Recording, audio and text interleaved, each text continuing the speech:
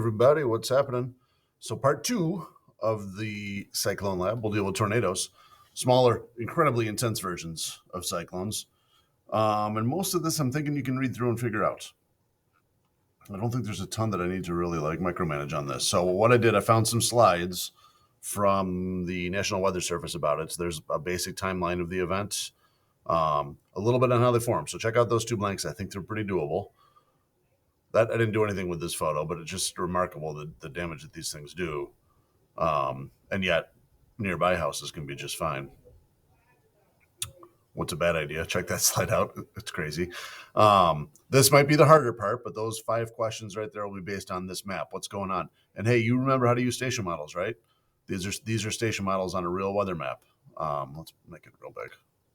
So you can see here what's going on with light cloud cover, wind direction, all of that. We got to remember that.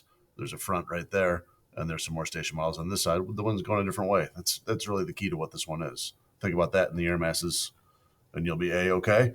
So the one part that I'll talk about here is using this map. So I'll have a paper version available because making measurements with a scale on a screen is pretty tricky. I'll have a paper version in the class that you can just use and then give back for the next crew. But this black line here is the path of the tornado. So starting here at that time and then traveling up to there and ending there at that time. And they've got the cities, the Air Force Base, the places where damage took place, along with the intensity. So you're going to make some measurements on all of that and some times you're going to figure out the speed. And I know the speed sometimes is an issue.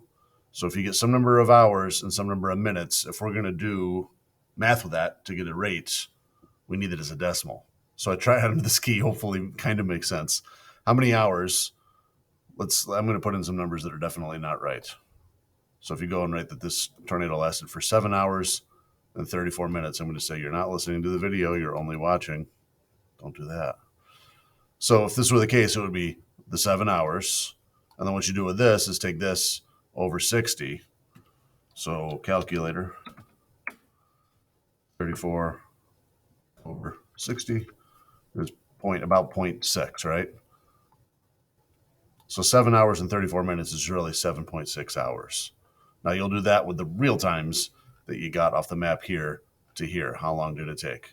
Then when you have it as a decimal, how long did the thing travel? And then get a rate.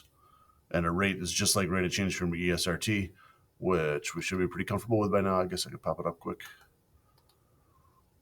Rate of change is the change in value divided by time. So how far did it travel? That's your change in value divided by how much time it took. So this number right here, basically this number divided by this number.